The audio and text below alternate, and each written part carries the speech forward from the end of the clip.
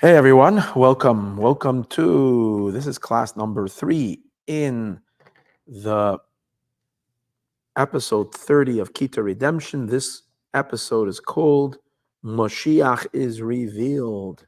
And here as we will come to the juicy part of Moshiach is Revealed. Where I will not let you down in today's class, but only if you stay all the way to the end. So this was what the Dvar Malchus, we're studying the Lubavitcher Rebbe's talks, which he spoke the last year that we heard him speak in 1991, going into 1992. This is one of the most monumental talks the Rebbe gave, and it began a shift in the Rebbe's talks from this week into next week, into the weeks following.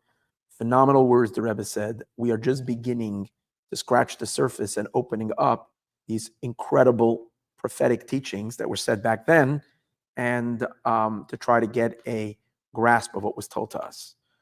Baruch atah Adonai Eloheinu melech haolam shehakol neh b'dvarei. Okay, I would recommend that you, in order to understand, because the way these talks are, they're very layered. They're layers upon layers upon layers, and usually the stunning revelations about the time that we're in, the Rebbe spoke it all the way at the end of the talk, but he spoke it, he would mention it at the end of his 2-3 hour, Farbrengens that he gave when he spoke. And it was based, and it was within the context of deep fundamental understanding. So it's important that whenever you listen to a class like this, Moshiach is Revealed, it's an enticing topic, and you want to get the juice of it. What do I mean? Mashiach is revealed. Who's Mashiach? Where is he revealed? Where, and when? It's important to appreciate the depth of where it's coming from and how this was spoken and what context it was said. So it's important that we listen to the first 2 classes so you can come into the 3rd class. And also we have to realize that this is a buildup of 40 years of the Rebbe teaching.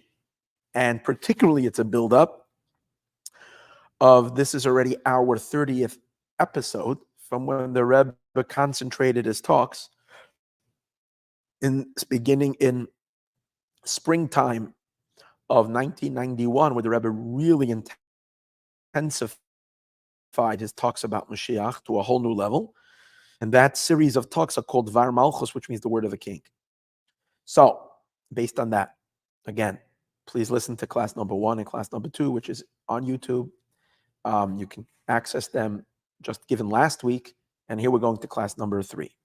So part of what was mentioned earlier was that the Rebbe was going to derive, and is deriving, a special lesson from the fact, from in general, of the Torah portion, which now it's for now already, because I'm giving the class late, it's already I'm referring to last week, Parshas Vayeiro, which is the Torah portion we read last week.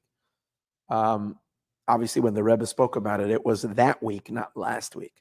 So so he was going to explain what lesson you derive from this, that God came to visit Avram Avinu, came to visit Abraham after his circumcision. What does it mean to us personally? And one of the things that we didn't speak about yet, and this is where we're starting off, we're holding chapter 10, is where he's going to connect it to the date of the 18th day of Cheshvan. As the style is amongst the Rebbe's talks, is that he always blends together the various different components of time, because he's looking at every moment of time and seeing its spiritual quality, its spiritual energy, and showing us how these spiritual energies of these particular days empower us with enormous strength and enormous abilities. So the year the Rebbe spoke in 1992, the Parshas Vayeiro fell out on the 18th day of the month of Cheshvan. So we're holding at the part where he's going to connect the lesson that we learned in the last 2 classes, and he's going to expound on the fact that it's on the 18th of Cheshvan, which gives extra oomph. That's the whole idea, extra spice and extra oomph to the lesson that we learned. So briefly, I will say, what is the lesson that we learned before? The lesson that we learned earlier is that the revelation, this powerful, unprecedented revelation that God revealed himself to Avram Avinu, to Abraham, was not only to Abraham, but rather it's to each and every one of us, because we also all have a circumcision. And this revelation was, first the Rebbe went on to explain how awesome this revelation was, how incredibly high it was, how it's incomparably higher than everything Abraham or any human being has ever had before. And at the same time, what was another novelty in the revelation that we discussed in class number 1 and class number 2 is that Abraham was able to receive it fully without becoming discombobulated, without becoming completely frazzled and thrown off. That means he was completely a vessel to take it in. That means he had the refinement and the ability to absorb this enormous super godly revelation. The Rebbe says that this is something that really happens to each and every one of us. We all have it because we have a circumcision. And when we are circumcised, our soul, which is a piece of God from above, our Jewish soul, settles into our bodies. And since the soul, as a consequence of the circumcision, can click and settle into the body, that constitutes the revelation of Havaya, of Yud Kei Vav Kei, of the Tetragrammaton, of the highest infinite light, because our soul is part of the infinite light. The difference, however, between us and Abraham and Avram Avinu is that he was fully cognizant and he fully experienced this experience in his full consciousness. To us, it's there. It's there. We have it as part of our experience. However, it is something that we might not be conscious of. Now, the fact that we're not conscious of it, number one, doesn't diminish it, but what it does do is that when we recognize, when we read in the Torah about this experience that we all have, that God comes to visit us, when we know we have it, like I gave the example last week, you found out because you were called by the lottery office that you won a $300 million lottery. And for whatever reason, you go and you try to cash in that ticket. And you can't cash it in because of some ridiculous block that you have. But it's the valid ticket. But for some reason, it's just not, you need to scan it and it's not scanning. It drives you crazy because you can't access the goods. So in this case, the Rebbe says it's supposed to drive us crazy that we have such godliness flowing in our blood. There's such incredible divine power in us, and yet it's blocked from us. We don't have the revelation. So what do we do when we're driven crazy? Just like on the lottery case, if you would win the lottery and you can't cash it, you wouldn't just be, number one, you'd be frustrated and you might get mad and upset and frustrated and maybe even a little bitter and upset, but you wouldn't leave it by that. You would turn over every stone to figure out. You would go and order a new scanner for the lottery things to be able to scan your thing, whatever it takes. You would call all your connections you can have in the government offices to be able to straighten this out. So you should be able to cash your ticket. Or if imagine they need your social security number and for whatever reason your social security was blocked. And because of that, it's a technical, ridiculous thing that's making you crazy. So you would be on the phone day and night, trying all kinds of channels, direct channels and back channels, and every kind of thing to get help, to get this matter resolved so you can get the prize that you have. So the Rebbe says the last thing we learned is that it's not just that we're frustrated that we don't have revelation. It actually brings us to do whatever it takes to make that our revelation should be experiential. Now, how do we bring about that this revelation should become an experience of a revelation, not just a essential reality that we don't feel? How do we make it happen? Well, what made Avraham worthy for the revelation to manifest in his consciousness was the fact that he did a circumcision. And by him, the circumcision was not just an act that was done to him when he was a little baby, but something that a 99-year-old man who had served God all of his life has reached on a deep psychological level in understanding that he has to improve himself and completely change himself. The idea of circumcision means to completely change yourself. He needs a modification, a serious modification, physically, mentally, spiritually, right? All that has to modify. So that's the idea as well. When we, therefore, because we realize that there is all this taking place, we're not feeling it. So what do I need to do to change in my life? What do I need to do? I need to make my physical life more consistent with God's will. I'm not going to feel the revelation yet, but maybe if I can make my thoughts, speech, and actions, maybe if I can add holiness to everything I do with my physical body, because the Rebbe explains that's what circumcision is. Circumcision means that God is imprinted in your physical life, in our physical life. That means that there's no physicality that we do. We don't chew a carrot without having been tuned into the content of what it means to eat from a godly place. There isn't an action that we do that is just devoid and is just pure, simple materialism, because then God is lacking. The whole idea of circumcision is that God is etched in your body, so every physical thing you're doing is with divine consciousness and divine sensitivity. So the more we do this, guess what? You'll start feeling your soul and its divine revelation. And the last thing we learned, it's not enough that the circumcision is not just about imprinting God in the flesh.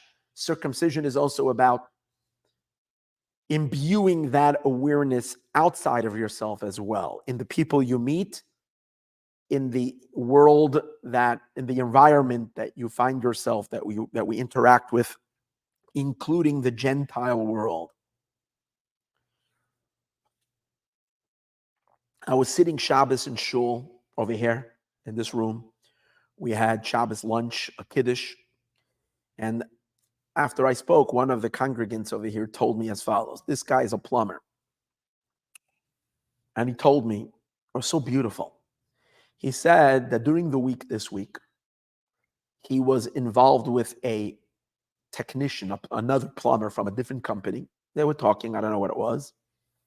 And at the end of the conversation, he concluded with the fellow and he said, God bless you. That was it. It was a casual statement of God bless you. And this is a Gentile plumber. Again, this one who told me the story is a congregant in my shul. But he said it to a Gentile plumber.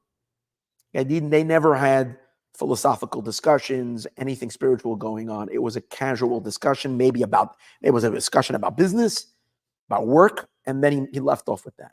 He says 5 minutes later, he gets a text from this individual, and he says, thank you so much for those words you told me. God bless you. I needed to hear that. That left such a deep imprint on me. And that's exactly what we're talking about. We're talking about rubbing off this the divine consciousness that the Jewish soul has been blessed with, because the divine God resides particularly within the Jewish soul.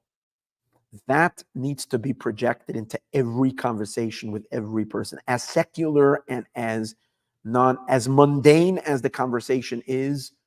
When you conclude, when you're shopping in whichever type of shopping place you go, although here in California it's Ralph's, Vaughn's, or whatever, other places, whichever place you're going to. I don't know if they're still around. ShopRite in New York, Pathmark. These were the places I used to go, and I used to live there. In any case, all these places, checking out, how are you? Thank God, fine. Mention God's name. Keep on saying it with a smile, not with some kind of intense, religiosity. Just as a matter of fact, God bless you. These are words that need to come off. If you mean it, he didn't even mean it deeply. He just said it. It wasn't like a deep intention.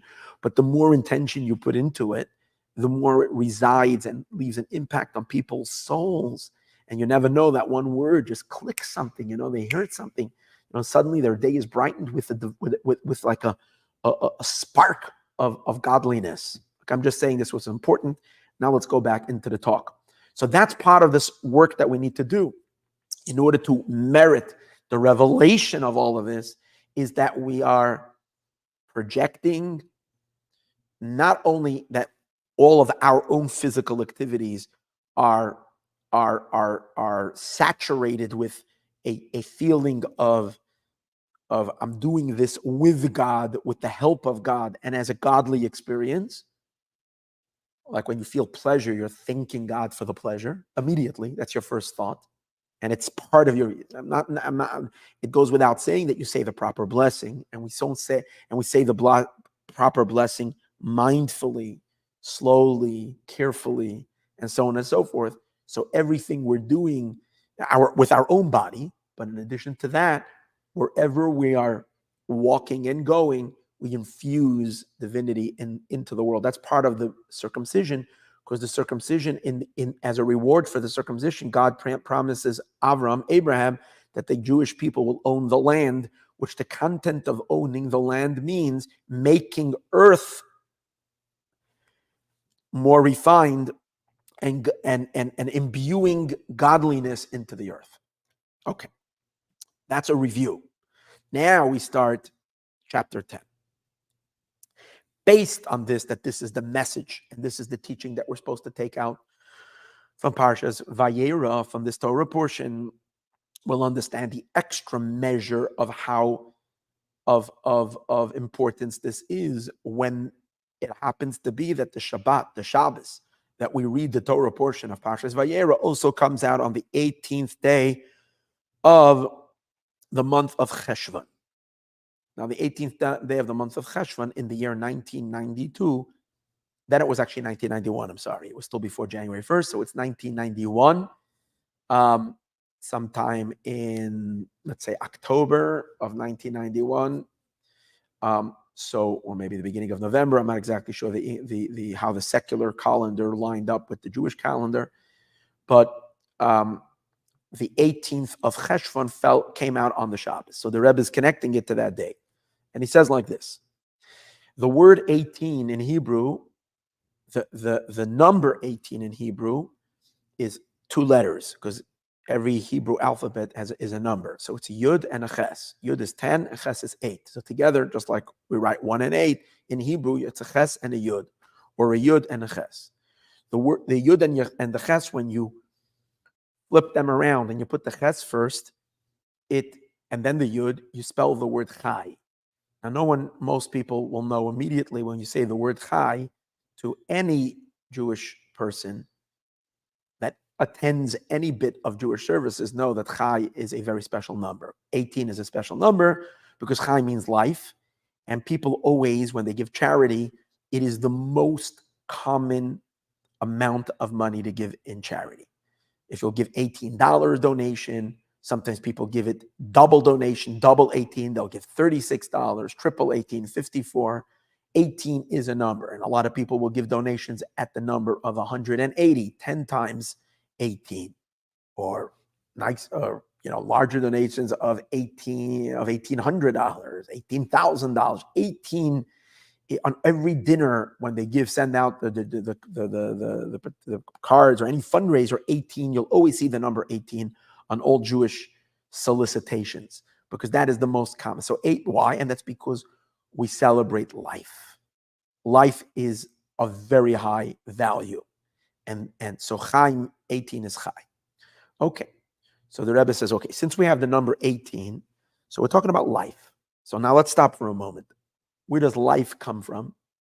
Life, in truth, like we learned earlier in the discourse, is not a feature of our body, it's a feature of our soul. It's the spirit that's alive, and the spirit brings life to the body.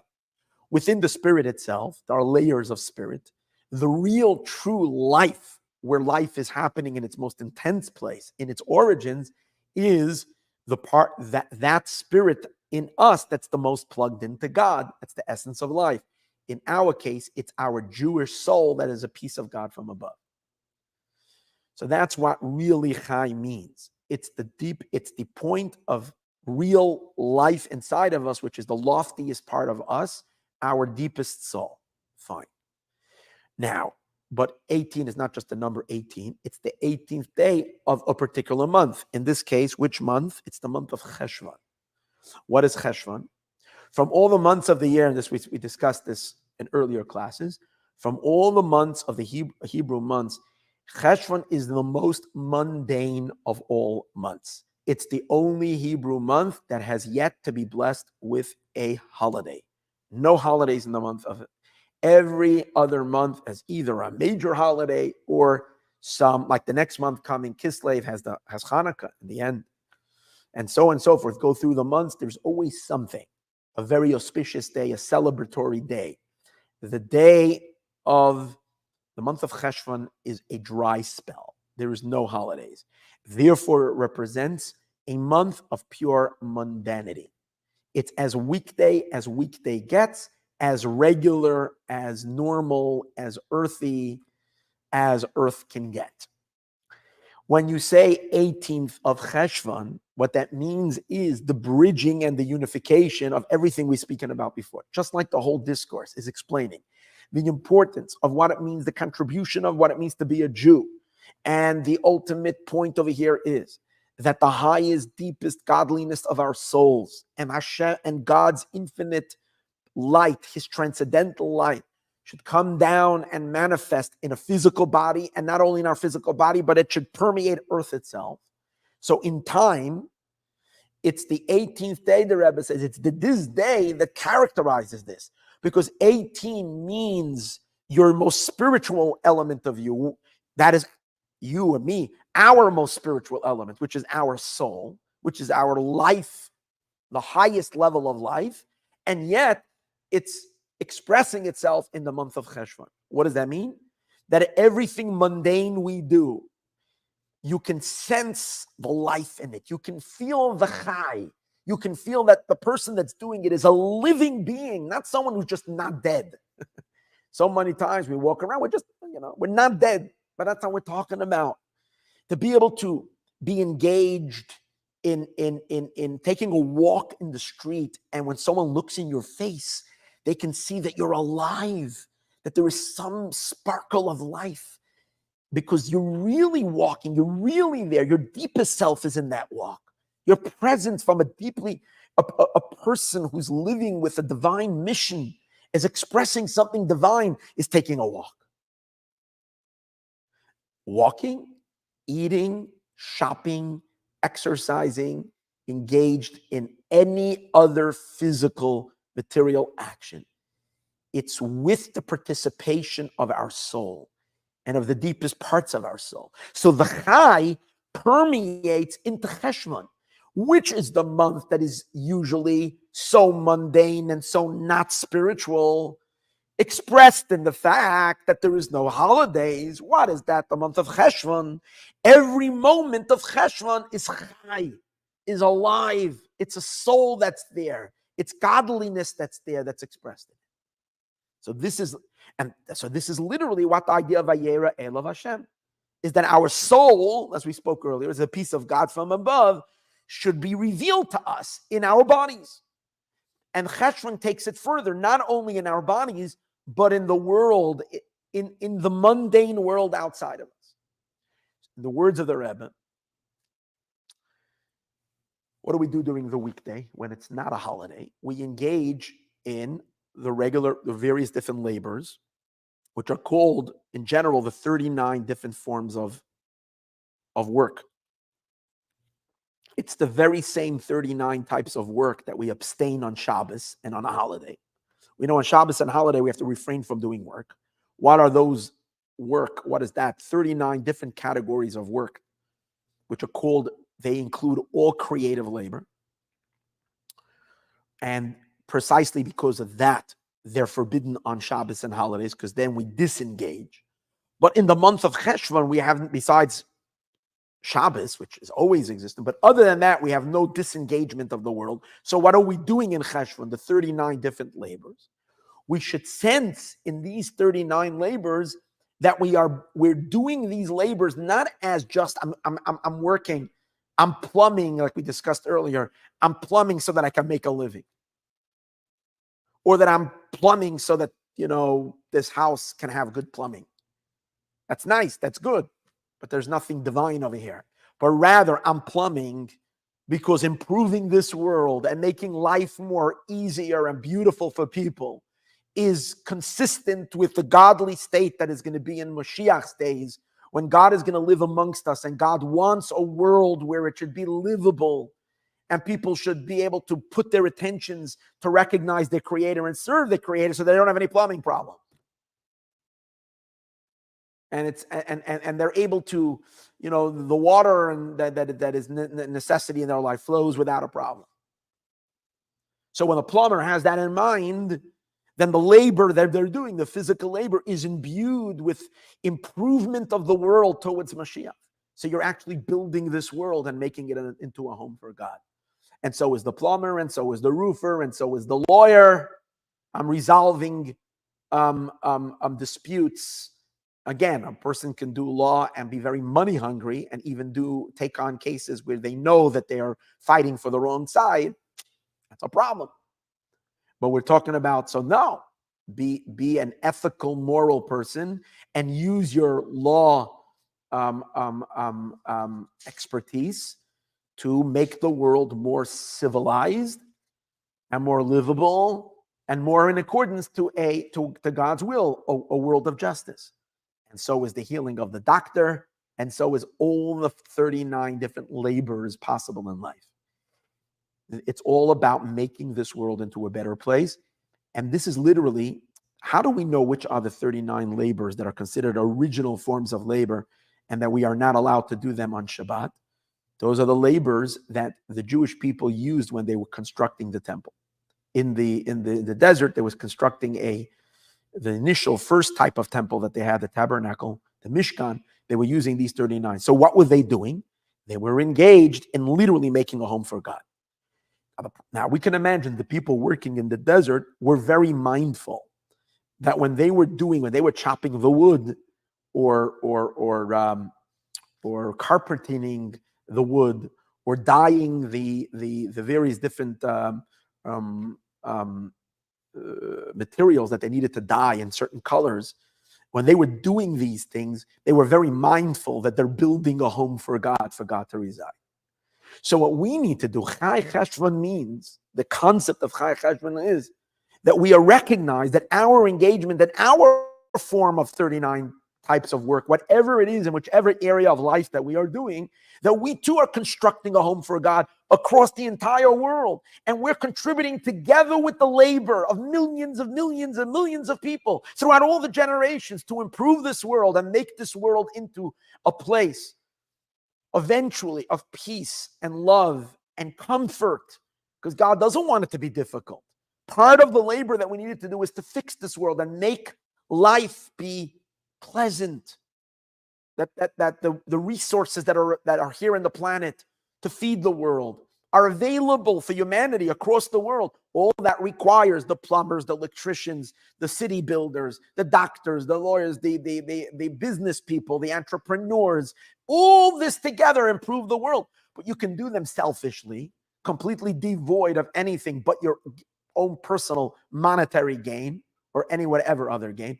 Or you can do them with the cognition and with the awareness and spread that to all your colleagues and all your customers and all your whatever.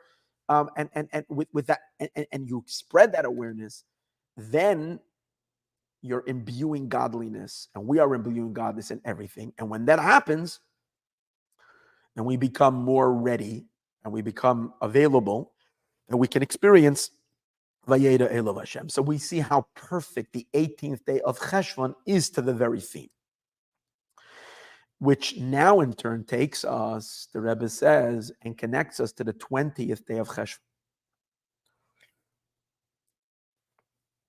Now, the 20th day of Cheshvan, I mentioned it in class number 1, is particularly a special day on the Chabad calendar. Remember, the Lubavitcher Rebbe is the 7th Rebbe in a series of 7 great Hasidic masters, bringing the Chabad teachings to the world. So the 5th Chabad Rebbe, his birthday was, Reb Shalom Dov Ber, known as the Rebbe Rashab, his birthday was on the 20th of Cheshvan. So the Rebbe connects the 18th of Cheshvan to the 20th of Cheshvan because they are within 3 days of each other, and halachically 3 days, 3 of everything creates a certain attached unit.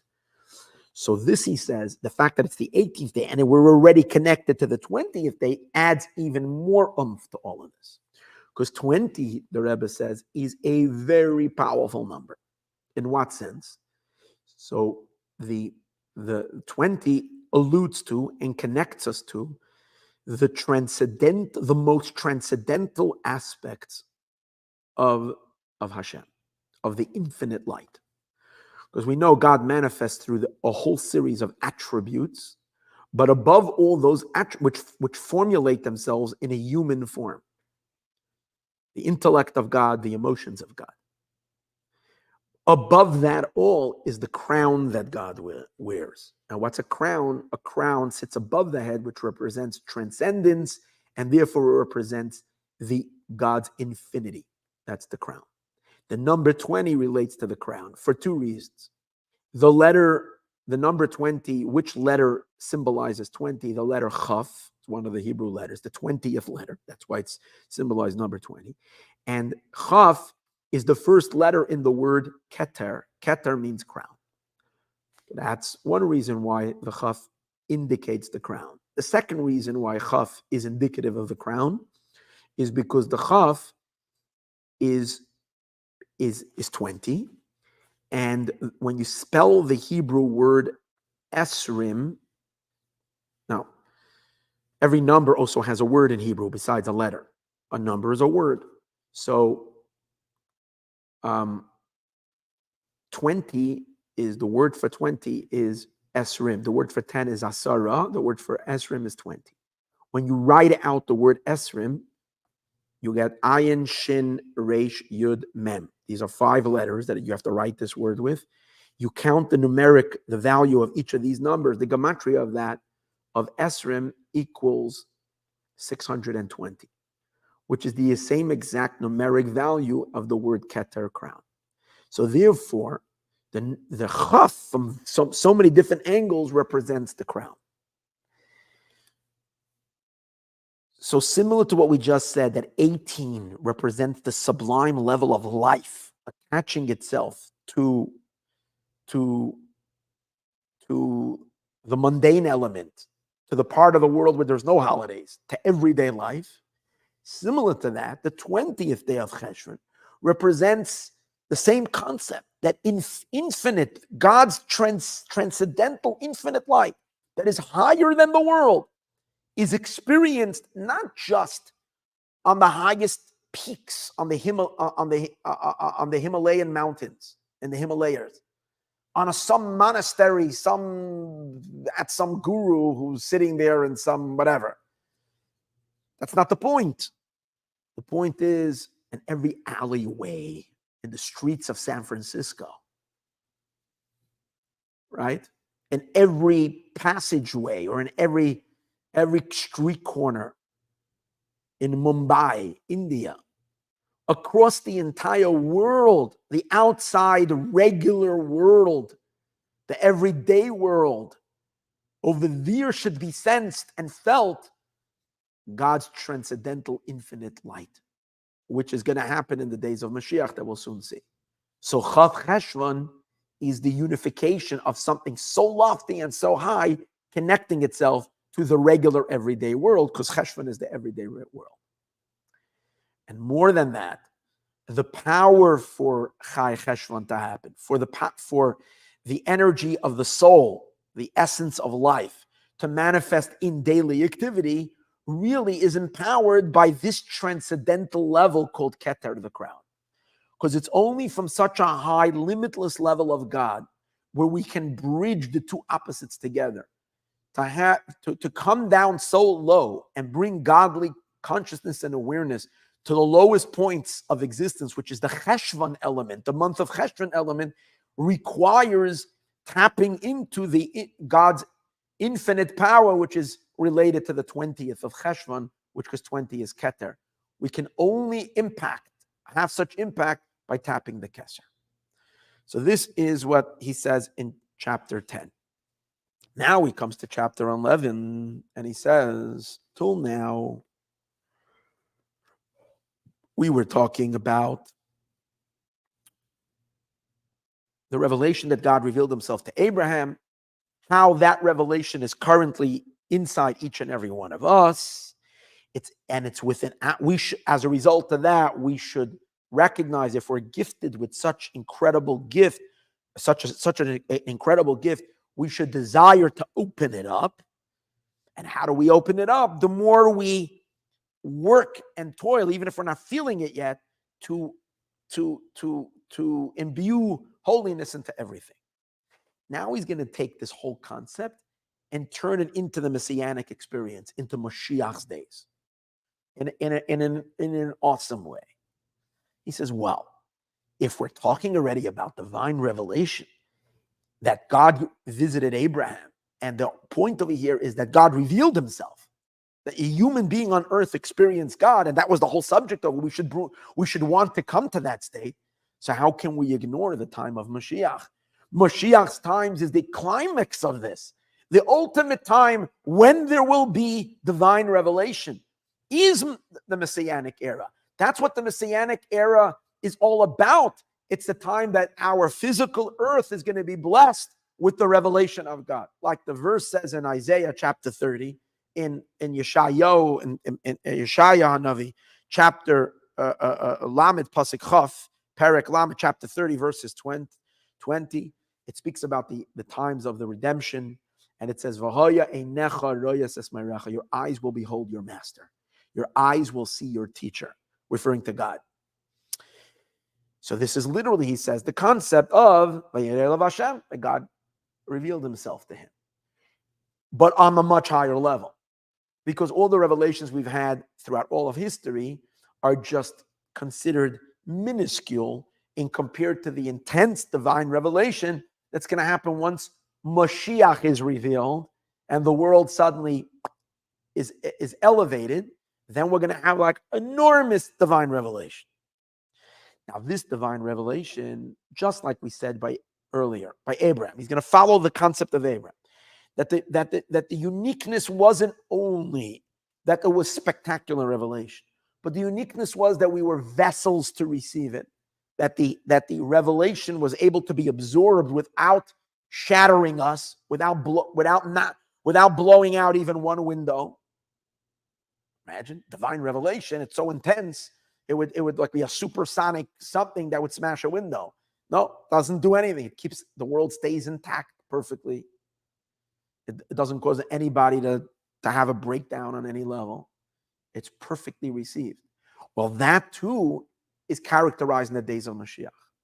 In Mashiach, it says that the revelations are not going to, the way we will perceive those revelations is not going to be metaphysical or an otherworldly trance. We're not going to experience it through through meditation, through putting on candles in a room and everybody smoking. They're putting out some kind of incense and we're all sitting around and humming a tune and saying some whatever mantra. And then suddenly we start, like feeling like we're like kind of leaving the atmosphere and moving into another place, and we start experiencing stuff. That's not Messianic experience. The experience of God in the days of Mashiach is one that involves a very, very physical experience. As the verse says, V'nigla, hear these words. Again, a verse. This is also a verse in Isaiah and Yeshaya. This is in chapter 40, verse number 5. You can look it up. V'nigla kvoid Hashem, the glory of God will be revealed. V'ra'u kol basar yachtav, all flesh will see. That means that we're going to be able to see God with our physical eyes. We don't have to close our eyes and meditate and go into some abstract spiritual trance. No, we can open our eyes and look and see the divine. That's how clear, sharp it's going to be. The Rebbe takes it even a step further with powerful words. It doesn't even say your physical eyes will see. It says your flesh will see. That means not only the eyes will see, but the experience of God is going to be a physical experience. That means in the same way that our bodies feel physicality, we're going to feel God. It's going to be literally a physical sensation, the most delicious, the most blissful physical sensation, but it will be a physical sensation. That is incredible. So it's the ultimate in the revelation. It's the highest godliness. And the ultimate in its coming down into our vessels, it's coming down, down, down. Nothing is breaking. Everything is rising to receive it and opening up to it. That's what we're talking about over here. So this is the Vayeiro, and so this is the ultimate meaning of the 18th of Cheshvan. Because we said earlier, the essence of life revealing itself in the mundane. What's more mundane than the physical flesh? The physical flesh of our bodies, receiving, experiencing the truth of God. It's also connected, he says, to the 20th of Cheshvan. Again, he's not just connecting it to the parsha. In other words, what he's doing now is he's introducing the Messianic experience, the Moshiach revelations, the world of Moshiach. He's throwing that into the mix, and he's saying, well, that's the content of God revealed himself to Abraham. And that's also the content of the 18th of Cheshvan. And it's also the content of the 20th of Cheshvan. Now, how is it the content of the 20th Cheshvan? Because the 20th of Cheshvan, we said, is the revelation of the crown. So earlier we applied it to the general idea that it's a very high revelation in this world. But now he's saying, well, that's Mashiach. Because Mashiach is very much is related to, Mashiach is a king. And the king wears a crown. And the king that we're talking about, although we're talking about a human being, but he is manifesting God's kingship. So God in Mashiach is wearing a physical crown, and in Mashiach himself resides Hashem, and Hashem is wearing his spiritual crown, his godly crown, his divine crown, which means the level of Keter is going to be fully manifest present in our world. Where? Everywhere. Meaning this kingship is going to be felt, as the verse says, V'haya Hashem lemelech, that God will be a king, al kol haaretz, on the entire earth. That means we're going to reach also the Cheshvan world. Cheshvan world means the mundane, everyday world. Like we said before, the alleyways of San Francisco, the street corners of Mumbai, or anywhere in the world. A cafe in Zimbabwe, filled with godly awareness, everywhere. This is what we're talking about. Now, I forgot a detail. How does this relate to Abraham's revelation? The Torah portion is talking about Abraham's revelation. Now we're going and we're zooming out. We're traveling way to the end of time, which is Moshiach's times, our current times, 4,000 years after Abraham's revelation, and we're saying that Vayeiro Hashem is referring to this as well. Does it really connect to Abraham's revelation? Is there any relationship? The Rebbe says yes. Because remember we spoke that when Abraham had his revelation, the verse says that it was very hot. It was hot, hot, hot. And the Midrash says what happened was that the reason why it was so hot because God didn't want to bother him with visitors. Hashem took the sun out of its sheath, and therefore it became extremely hot.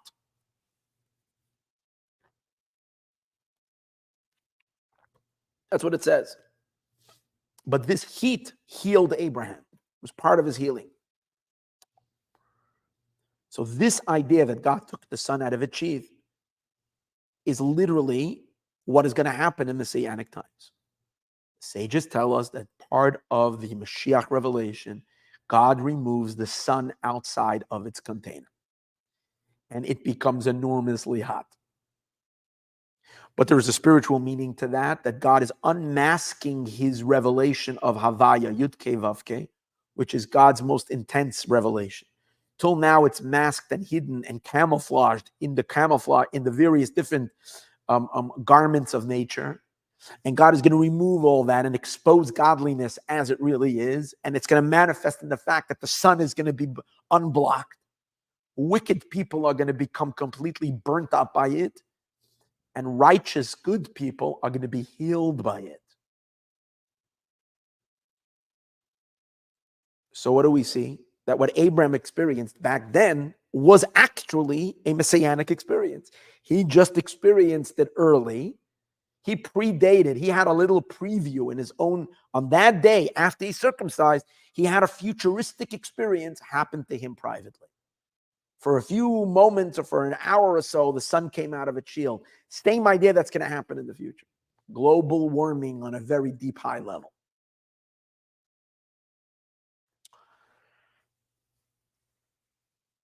So we see that the revelation of the past and Moshiach is very deeply connected to this. Okay, so once we've now brought Moshiach into this entire mix, we understand that Vayeiro, with this great revelation, is connected to, and not just connected to, it reaches its zenith, it reaches its ultimate at the revelation of Moshiach. So here the Rebbe says, so watch this, this is amazing. Just like I told you earlier, we learned by Abraham, that Abraham's stunning revelation was not only to Abraham, but it is really in truth to each and every one of us. And it is something that we have already. The only work that we need to do is to make ourselves conscious of what we have. We learned it already. If you're circumcised, you have it already. Because this comes along with the circumcision. God is imprinted on you. Your soul is already in your body. Your soul is a piece of God. So you have it in you. Just you're not conscious of it. So do whatever you can to make yourself conscious of it. So the Rebbe says, just like it applies, that is regarding Abraham, regarding Abraham's revelation, we will apply the same idea regarding the Moshiach revelation. That this stunning revelation of Moshiach, godly revelation, that's going to shine in the days of Moshiach, it's really here already.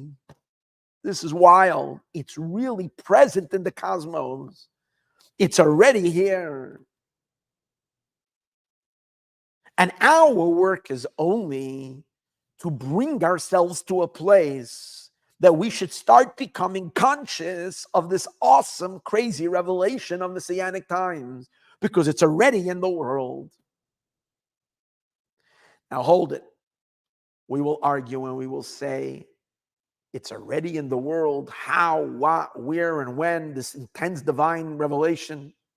Well, the Rebbe says, you're going to look for it where? You're going to look, maybe it's the big saintly people. Maybe they already have Mashiach buzzing in their brain. Maybe it's some great Kabbalist or mystic that has already some kind of a Mashiach prophecy taking place. The Rebbe said, you're looking in the wrong places. Don't look far. You know where the revelation is. Inside you. Inside every single one of you, inside every single one of us. Why? Because Moshiach's revelation, this enormous divine revelation, just like when we went out of Egypt, the tremendous revelation that happened that we went out of Egypt, it came about through a human being. It came around through Moses, right? Moshe was the one who led all the miracles. He was the one who facilitated the revelation at Sinai. Moses did it all. In the days of Mashiach, who is going to do it all? Mashiach, the Messiah. Mashiach is going to be the one who is designated by God to facilitate and bring about all the divine revelation. So the Rebbe says, I want to wake you up to a certain reality that there is a piece of Mashiach in each and every one of us. That means that the futuristic revelations are already there in your own soul. It's there already, it's present, and it contains within itself all the revelations of the future. Everything is there. It's only that the spark is elusive. It's only that you or me or all of us haven't tapped it. If we're still living in darkness, if we're not living in absolute enlightenment, if we're not living in absolute tranquility and depth and peacefulness and holiness, and everything else, it's because there is a spark inside of us that's trapped and has not been uncovered. It hasn't been revealed. Now, this idea that there's a spark of Mashiach in every single one of us is derived, the Rebbe says, from this, that there's a verse that in the Torah that speaks about Mashiach. It's a verse in the Torah portion of Balak, which talks about the prophecies of the non-Jewish prophet who came to curse the Jewish people, but then God flipped the curses to blessings. So he prophesied about the coming of Mashiach in the most explicit manner, more than anybody else in the Chumash. He says, Dorach kochav miyakov, a star will shoot forth from Jacob. A star will shoot forth from Jacob, referring to the big star of the future that will light up the entire world. Moshiach. The Jerusalem Talmud, on the words Dorach kochav miyakov, has a teaching that this is referring to every single Jew. So how do we reconcile that? According to all the commentaries, Dorach kochav miyakov is referring to Mashiach, the Messiah. Then we're saying, on the other hand, that Dorach kochav miyakov is referring to every single person. How could it be every single person and Mashiach? Which one? The answer is Mashiach is the general soul. And because Mashiach is the soul of all souls, he's the leader of all souls, every soul has a certain spark inside of him in which we plug into Mashiach's soul. So we have a spark that connects to Mashiach. And that's the spark inside each and every one of us. And therefore, since we have it already, we all have already that incredible godliness available for us. It's present in us. But now it needs to awaken. It has to be revealed. It has to be revealed. And I'm going to add over here something. I don't want to miss this. The Rebbe says it's there in every person, but particularly by children. So beautiful. More than by adults, it's by children. I guess because when you become, you get older, you add already more junk upon it. You know, people cover up their souls a little more. Children are still innocent, but the Rebbe adds more. First of all, how do we know that it's more present by children? There is a verse in Psalms where God warns the nations, and God says, "Don't mess with my anointed one." We say it every day, also in the morning prayers. Al tigu b'mishichai. Don't mess with don't touch my anointed ones. Sages explain, there's a commentary by the sage, who are the anointed ones? These are the children, Tinoko shel beis Rabban, the school children, little children who go study Torah in their schools. God is saying particularly, don't mess with my anointed ones. The word in Hebrew for anointed ones is Moshiach, the same word that is used by Mashiach. That means, where can you see that sparkle, that Mashiach sparkle? By which people is that sparkle of the future redemption, of the ultimate redemption, more accessible? Where is it more present? By little children. The Rebbe says, why? Why by children more than by adults? Is because the Mashiach revelation, what makes Mashiach unique from everybody else, is Mashiach is not bringing us godliness. All other rabbis, all other prophets, all other leaders, no matter who they were throughout our entire history, brought us godliness. Mashiach will bring God himself, not godliness, not a revelation of God, but God himself.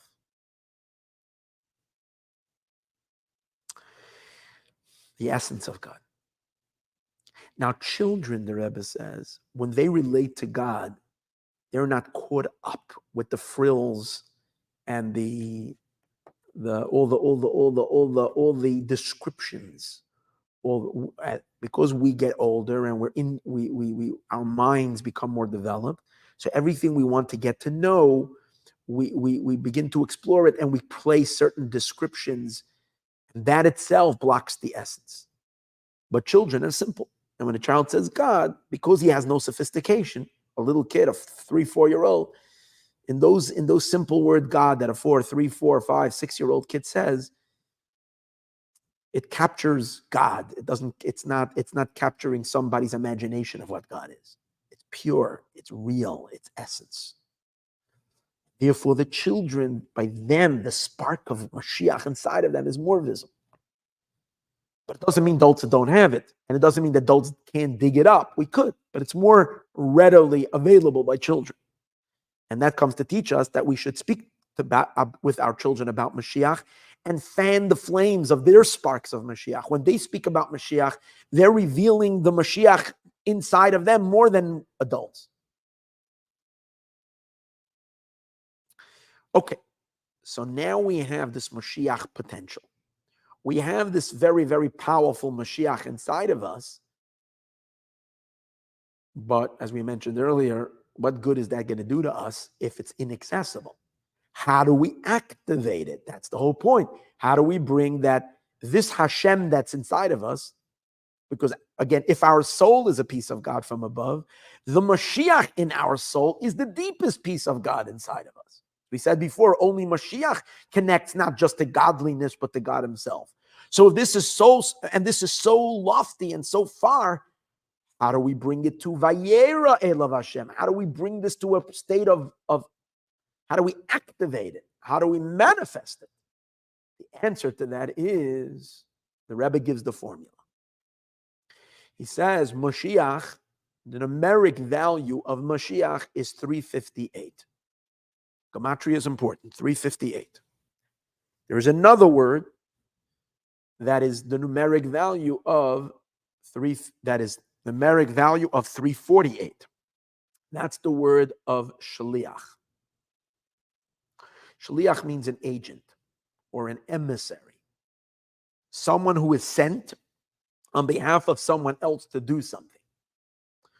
So shaliach rhymes with the word Moshiach in Hebrew, and they're almost the same numeric value, which means they almost contain within themselves a certain equality. They're almost equal, but we're lacking 10.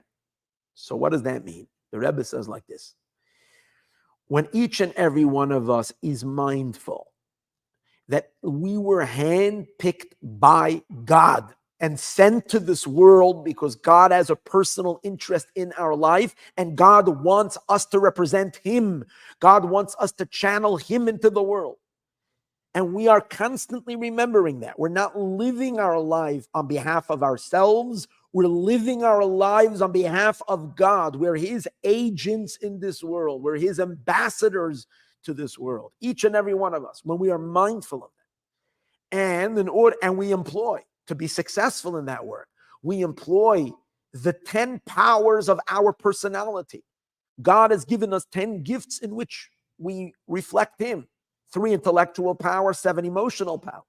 When we activate these 10 powers, we work with our intelligence and our emotions with the overall dedication and devotion to the purpose, and realize that we are God's emissaries in this world, and we live with that sense of purpose and mission, and we don't forget that, then we are Moshiach. Then we're operating from our Moshiach. We are the Messiah, because we are bringing God. What's Mashiach? He brings God to the world. So when we all see in our own lives, if we can get past our own interests, past our own gains, not even our spiritual gains, not even we're going to one day have the world to come. It's irrelevant. There is one thing: I was chosen. I am a mission. I was given something, and God gave me powers, and I take my unique powers as me, not as anybody else, because every single one of us has a unique intelligence and unique emotions. So when we take our individual powers, all of the 10 powers, and we activate them, then we, every single one of us, shliach plus 10, becomes Moshiach. We're not the Moshiach for the entire world, but we're a little piece of Moshiach. And when we all activate our small little sparks of Mashiach, that triggers the big Mashiach also to be revealed, the collective Mashiach, as we're going to see in a moment. Which leads us to Vayeiro Elav Hashem, to the ultimate revelation of God in the entire world. And the Rebbe says, and therefore this is the main teaching of Parshas of this week's Torah portion, as it applies to us, as we're standing moments at the threshold of the redemption. Each and every one of us should be yearning and pining and thirsting and for what? For the revelation of godliness in Messianic times. And we should be hoping and wanting and doing whatever we can to make it happen. How do you make it, Anna? Turn on your own spark. By turning on your own spark, you will contribute what you can do to make it happen for all of humanity and for the entire world. And guess what? When you turn on your own spark, you'll be more more effective in turning on the switch by more and more and more people. And then this starts becoming a viral movement. Moshiach energy starts suddenly being transmitted from one to the other. Like we're seeing in the last couple of weeks, there's such a powerful unity and such a powerful sense that Moshiach is coming, and we're rubbing it off each other because we bounce these ideas off from one to each other. And our excitement, it creates excitements by others. And so it goes back and forth. And suddenly these little flames turn into a huge inferno. And that inferno turns into the biggest blaze ever. It activates Moshiach, and it activates this revelation for the entire world for all of eternity. Now, I am speaking already for an hour, and I did not get to the part where the Rebbe speaks about Moshiach himself being revealed. I am committing to conclude this with another class today. So because I don't want to make this class 2 hours, I'm going to divide it. It's going to be class number 4.